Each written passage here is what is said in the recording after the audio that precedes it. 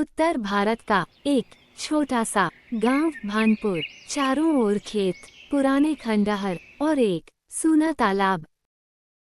यह एक बहुत ही शांत और सुंदर गांव है जहां हर सुबह सूरज की किरणें हर कोने को सुनहरा बना देती हैं। लेकिन इस गांव में एक ऐसा रहस्य छुपा है जो सूरज के ढलते ही अंधेरे के साथ बाहर आ जाता है। कुछ बुजुर्ग आपस में बातें कर रहे हैं। बाबा रामदीन, क्या तुम लोगों को क्या याद है, वो तालाब के पास वाली पुरानी हवेली, वो जो तालाब के पास है, जानते हो वहाँ आज भी रात के समय में अजीब सी किसी की रोने की आवाज़ें आती हैं। रात के समय में वह कोई जाता भी नहीं है, सभी डरते हैं वह जाने से। हरीलाल, हाँ बाबा, आपने सही कहते हैं, वहाँ एक लड़की की आत्मा भटक रही है। वहाँ पे जो कोई गया तो लौटा के वापस फिर कभी नहीं लौटा है। वो सबको मार देती है जो वो जाता है वह पे। अर्जुन वहां पर आता है। अपनी पढ़ाई खत्म कर शहर से कुछ दिन पहले ही लौटा है। वह सभी को प्रणाम करता है। अर्जुन हंसते हुए, अरे बाबा ये सब ना पुरानी बातें हैं। अब के समय में ऐसे कौन भूत प्रेत में विश्वास करता है, ऐसा कुछ नहीं होता है। हम डरते हैं ये सब के बारे में सोचकर। मैंने तो कभी नहीं देखा भूत ये सब, और न मैं डरता हूँ। रामदीन, अर्जुन बेटा, तुम विश्वास करो या ना करो, लेकिन मेरा बात मानो तो तुम उस हवेली से दूर ही रहना। तुम्हें अभी ये के बारे में जरा जानकारी नहीं है, इसलिए तुम मेरा बात मानो तो अर्जुन वहां से दूर ही रहना। रवि ने बोला, सुना है उस हवेली के अंदर एक लड़की की आत्मा रहती है जो हर अमावस की रात को किसी को बुलाती है अपने पास, और जो भी गया है आज तक वापस लौट के कभी नहीं आया है। वो सबको मार देती है जान से, इसलिए गांव के सभी लोग वह जाने से भी डरते हैं। पिंकी, डराओ मत यार, ऐसे भी मुझे भूतों से बहुत डर लगता है। जब जब मैं उस हवेली के बारे में सोचती हूँ तो बहुत डर लगने लगता है।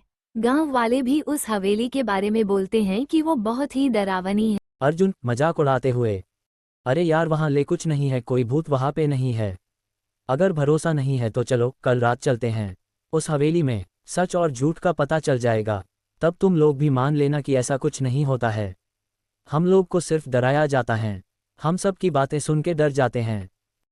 अर्जुन, देखो रवि, हमें यह साबित करना होगा कि भूत प्रेत की नहीं होता है, और वह जाके हमें यही साबित करना है कि उस हवेली में कोई भूत नहीं है, ताकि बाकी गांवों के लोग न डरे। हमें कल रात को वहां जाके सबको दिखाना है। रवि, वो सब तो ठीक है पर हम कैसे करेंगे? मुझे बहुत डर लग रहा है। मेरा बात मानो तो अर्जुन वहां मत जाओ, हमारी जान भी जा सकती है। वो हमें जान से मार देगी। सभी गांवों वाले वहां जाने से मना भी करते हैं। रवि, अर्जुन और पिंकी तीनों हवेली की तरफ जाते हुए। रवि और पिंकी दोनों डरे हुए थे पर फिर भी जा रहे थे। रवि, अर्जुन और पिंकी ये तीनों जैसे ही वहां जाते हैं वैसे ही अजीब अजीब आवाजें आने लगी। कुत्तों के भौंकने की आवाज, तेज हवा चलने की आवाज, दरवाजा खुद ब खुद खुलने और बंद होने की आवाज आने लगी।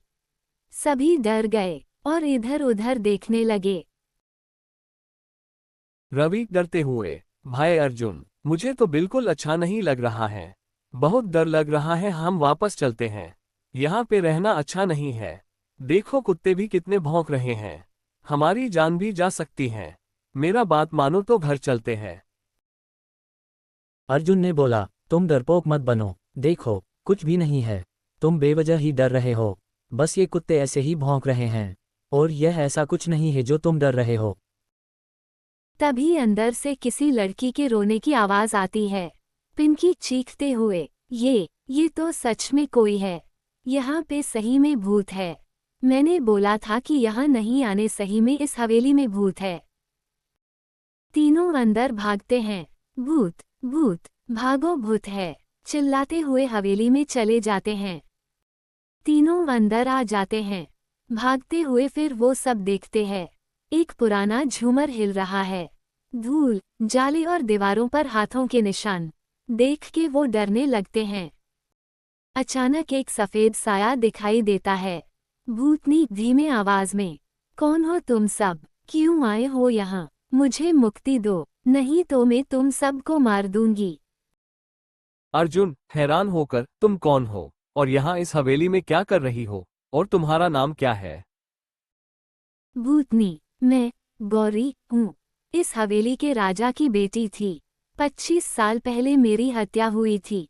मेरे अपने ही लोगों ने मुझे जिंदा जला दिया, क्योंकि मैंने अपने प्यार के लिए लड़ाई लड़ी थी। इसमें क्या थी मेरी गलती जो मुझे सब ने जिंदा जला के मार दिया। फिर वो सभी सारी बात सुन के दुखी हो जाते हैं। वो सब फिर वहां से चले जाते हैं। रवि और अर्जुन अगली सुबह गांव के बड़े लोग के पास आते हैं और उनसे कुछ पूछते हैं। अर्जुन, गौरी कौन थी? क्या हुआ था उसके साथ? उसे क्यों सबने मार दिया? रामदीन आंखें नीची करते हुए, हाँ बेटा, वो कान सच है। गौरी ने गांव के एक गरीब लड़के से प्यार कर लिया था। उसके बाप को ये पसंद नहीं था कि वो एक गरीब लड़के से प्यार करे, तो उसे उसके घर वाले उसको जिंदा हवेली में बंद कर दिया था और आग लगा दी। तब से उसकी आत्मा शांति नहीं पा सकी। अर्जुन गांव के मंदिर जाता है, वहां के पुजारी जी सिलने और कुछ पूछने। अर्जुन, पंडित जी, आप तो सब जानते होंगे गौरी के बारे में। क्या हम गौरी की आत्मा को शांति नहीं दे सकते हैं? वो बेचारी बहुत ही तकलीफ में है। पंडित जी, हाँ बेटा, लेकिन ये आसान नहीं है। पूर्णिमा की रात तुम्हें वहां जाना होगा उस हवेली में, और उसकी अधूरी चिट्ठी को जलाना होगा वहीं जहां उसकी मौत हुई थी। तभी उसकी आत्मा को शांति मिलेगा, नहीं तो कभी भी उसकी आत्मा को शांति नहीं मिलेगी। वो सभी पूर्णिमा की रात को फिर से हवेली के सामने आ जाते और फिर तीनों डरते हुए फिर अंदर जाते। अर्जुन, रवि और पिंकी हवेली के अंदर जाते और फिर उसकी सारी चिट्ठी को जला देते हैं। गौरी की आत्मा आवाज में राहत। धन्यवाद तुम सबका, तुम सभी ने ये चिट्ठी जला के मुझे शांति दिला दिए हो। अब मेरी आत्मा को शांति मिल गई। कभी कभी सच्चाई डरावनी होती है, लेकिन जब किसी आत्मा को न्याय मिल जाता है तो डर भी मिट जाता है।